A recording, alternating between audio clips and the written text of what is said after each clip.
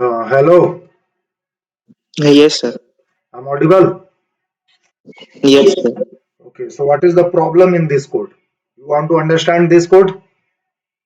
Yes, sir. Okay, so first of all, see what the output we are getting. 300 at the rate 200, 300 at the rate 100, 120 at the rate 100, and then 300 at the rate of 120. Okay, no issue. No, sir. Just try to understand. देखिए, सबसे पहला क्या है हमारा sir, कि ये आपका function है. यहाँ पे आपका दो डिफॉल्ट आर्गुमेंट है, p is equal to 40 and q is equal to 20. ठीक है सर. यहाँ पे हमने कर दिया p is equal to p plus q. मतलब p प्लस क्यू कर रहे हो आप, 40 प्लस 20 60 कर रहे हो, and 60 you are going to assign in variable p. तो अभी जो यहाँ वो 60 नहीं होगा ना, क्योंकि नीचे कॉल वाला स्टेज में हम लोग आर और एस डाल रहे हैं, तो डेफिनेशन में जाके चेंज हो जाएगा 40 60। वेरी गुड वेरी गुड, वही तो हम देखना चाह रहे थे कि आप कितना समझ रहे हैं. ठीक है, इसको तो 60 होगा नहीं, वो पहले तो समझ हम गया लोग मैं पहले। पहला पार्ट समझ गए हैं. हाँ, मेरे को दूसरे से कोई प्रॉब्लम है। बात नहीं, कोई बात नहीं, एक बार फिर भी फ्रेश हम लोग देख लेते हैं बढ़िया से. ठीक है, तो आप फंक्शन हेडर देख चुके हो. वहां पे क्या दो डिफॉल्ट आर्गुमेंट लिया गया है आपका. यहाँ मेन प्रोग्राम आपका यहाँ से है. ठीक है, तो पहले आपका प्रोग्राम जो स्टार्ट करेगा, कहाँ से एग्जीक्यूशन स्टार्ट करेगा? मेन प्रोग्राम से स्टार्ट करेगा. Yes, sir. ठीक है, आप नींद से जाग गए, जागाना का मेरा काम था. आर इज इक्वल टू 200 हो गया, एस इज इक्वल टू 100 हो गया. यहां से आपको फंक्शन कॉल जा रहा है, तो मतलब आपको P में नया वैल्यू क्या चला जाएगा? R का जाएगा 200, P का वैल्यू हो गया 200 सर, और S का वैल्यू 100 है, तो वो कहाँ चला गया? Q में चला गया. No issue. आप यहाँ कर दिए P प्लस क्यू, मतलब 200 प्लस 100 300. P का नया वैल्यू बन गया क्या? 300 बन गया. No issue. नीचे है Q is equal to P minus q. तो P माइनस क्यू मतलब P का करंट वैल्यू 300, यानी 300 माइनस क्यू. और Q का वैल्यू क्या सर? Q का वैल्यू 100. ठीक है, तो Q का अब जो नया वैल्यू बनेगा, Q का जो नया वैल्यू बनेगा वो बन जाएगा 200. Is that clear? Q का जो नया वैल्यू बनेगा 200 बन जाएगा.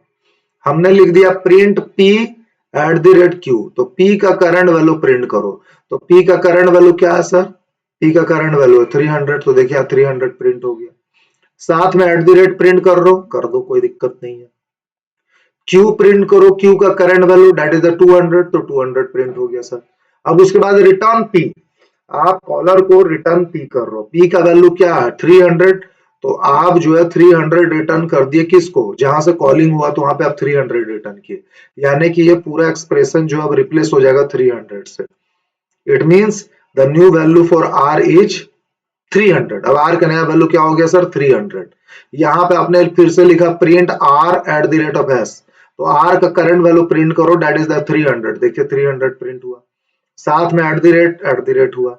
साथ में प्रिंट S. तो S का करंट वैल्यू प्रिंट करिए, वो क्या है? वो 100 है. यहाँ पे देखिए S का वैल्यू. तो ये देखिए 100 भी प्रिंट हो गया, नो इशू. अब यहाँ पे फिर से आपने कॉल कर दिया, कॉल S. S को आप पास कर रहे हो. ठीक है, फिर से इस फंक्शन को कॉल किया. तो आप एक ही वैल्यू कॉल कर रहे हो, एक ही वैल्यू भेज रहे हो ऊपर फंक्शन में. और S का वैल्यू क्या? 100.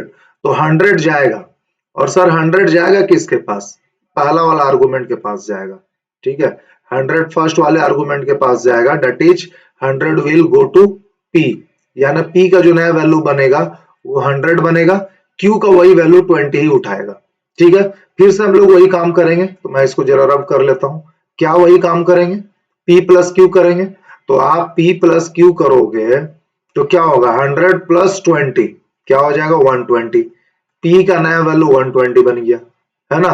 P प्लस क्यू, P का वैल्यू क्या? 100, Q का वैल्यू 20. 100 प्लस 20 120 P का नया value. Now Q is equal to P minus q. तो P का वैल्यू है क्या? Current value 120 minus q. Q का करंट वैल्यू क्या लेगा? 20. तो 120 माइनस 20 क्या हो गया सर? 100 हो गया सर. ठीक है, नीचे हमने क्या लिखा है? Print P at the rate Q. तो P का करंट वैल्यू प्रिंट करो, व्हाट इज दैट? 120. साथ में एट द रेट, तो एट द रेट हो गया. Print Q. Q का करंट वैल्यू क्या? 100. ठीक है, रिटर्न P. फिर से आप P रिटर्न करना चाह रहे हो, तो P का करंट वैल्यू है क्या? 120 है. तो 120 रिटर्न करना चाह रहे हो किसको, कॉलर को, यानी एस का जो है अब नया वैल्यू बनेगा यहीं पे ना आएगा 120, ये रिप्लेस हो जाएगा 120 से, तो एस का जो नया वैल्यू बनेगा वो बनेगा 120।